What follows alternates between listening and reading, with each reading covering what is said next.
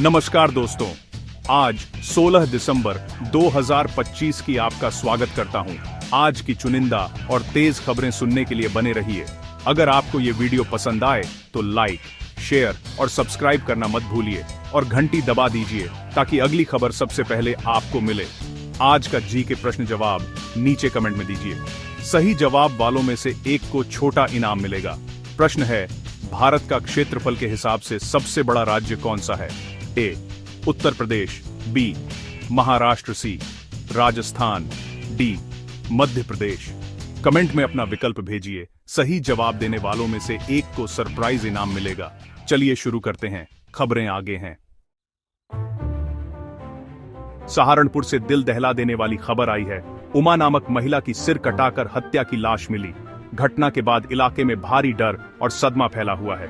Police ने शुरुआती जांच में मृतका के पति की शिकायत पर शक के आधार पर प्रेमी बिलाल को गिरफ्तार करवाया है। स्थानीय लोग और प्रशासन दोनों सतर्क हैं और मामले की गहन जांच जारी है।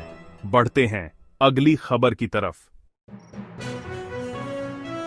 यूपी के मऊ में एक वायरल वीडियो ने सोशल मीडिया पर तहलका मचा दिया है, जिसमें महिला दारोगा मंजू सिंह मंदिर के भीतर नाबालिग भाई बहन से पूछताछ करती दिख रही हैं। वीडियो के सामने आने के बाद लोगों में मिश्रित प्रतिक्रियाएं आ रही हैं। कुछ लोग दारोगा के व्यवहार पर सवाल उठा रहे हैं तो कुछ ने सुरक्षा व जांच की मांग की है।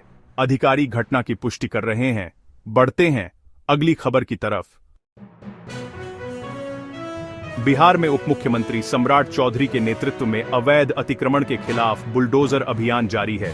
कई स्थानों पर अतिक्रमण हटाने की कार्रवाई हुई, जिससे जनता के बीच चर्चा और अलग अलग प्रतिक्रियाएं आई हैं। कुछ लोग सख्ती का स्वागत कर रहे हैं तो कुछ इन लोगों के बेसहारा होने को लेकर चिंता जता रहे हैं। प्रशासन ने व्यवस्था और वैकल्पिक पुनर्वास पर टिके रहने का आश्वासन दिया है। बढ़ते हैं अगली खबर की तरफ। बिहार सरकार ने जमीन से जुड़े पुराने दस्तावेजों को डिजिटाइज करने की पहल शुरू कर दी है। अब आम लोग ऑनलाइन पोर्टल पर जाकर अपनी जमीन के रिकॉर्ड देख और डाउनलोड कर सकेंगे। इससे पारदर्शिता बढ़ेगी और लोगों को दस्तावेज हासिल करने में आसानी होगी। इससे जमीन संबंधी विवादों को सुलझाने और भ्रष्टाचार कम करने में भी मदद मिलने की उम्मीद है। बढ़ते हैं अगली खबर की तरफ। राजस्थान के एक न्यायालय ने आपराधिक मामलों में सुनवाई की रफ्तार बढ़ाने के आदेश जारी किए हैं। इसका मकसद लंबित मुकदमों को कम करके लोगों तक शीघ्र न्याय पहुंचाना है। अदालत ने मामलों के जल्दी निपटारे के लिए विशेष बेंच और टाइमलाइन की व्यवस्था सुझाई है, जिससे पीड़ितों को जल्द राहत मिलने की संभावना बढ़ेगी और न्यायिक बैकलॉग घटेगा। बढ़ते हैं अगली खबर की तरफ। मध्य प्रदेश के कई हिस्सों में घने कोहरे ने परिवहन को प्रभावित कर दिया है। सड़क और रेल सेवाओं पर असर पड़ा है और विजिबिलिटी बहुत कम हो गई है। प्रशासन और परिवहन विभाग ने ड्राइवर्स से सावधानी बरतने, हेडलाइट और धीमी रफ्तार रखने की सलाह जारी की है। आपातकालीन सेवाओं को अलर्ट रखा गया है और यात्रियों को अपडेट रहने के निर्देश दिए गए हैं। बढ़ते हैं अगली खबर की तरफ। मुजफ्फरपुर में एक दिल दहला देने वाली घटना सामने आई है। बिहार के मुजफ्फरपुर में एक पिता ने पत्नी की मौत के बाद आत्महत्या कर ली और अपने 5 बच्चों के साथ फांसी लगाने की भी कोशिश की।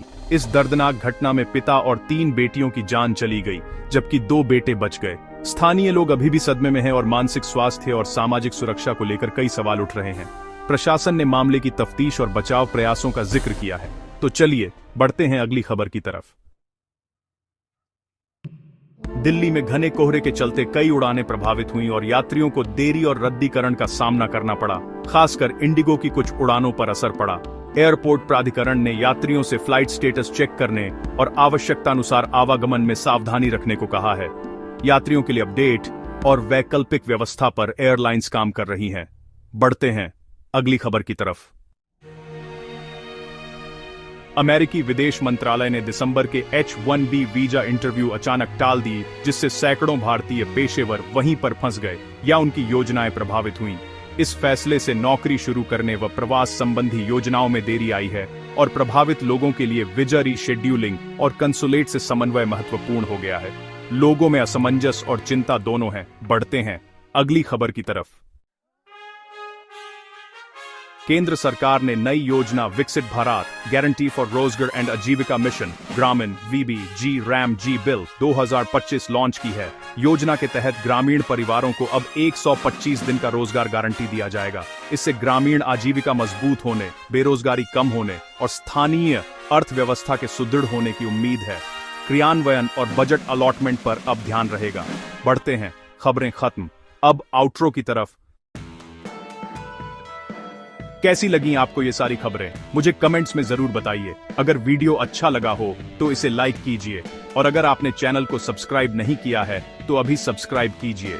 साथ ही घंटी के निशान को दबाना मत भूलिएगा ताकि आपको हमारी हर नई वीडियो का नोटिफिकेशन सबसे पहले मिले। मैं फिर मिलूंगा ऐसी ही अच्छी और खास खबरों के साथ। तब तक के लिए जय श्री राम, जय हिंद, वंदे मातरम।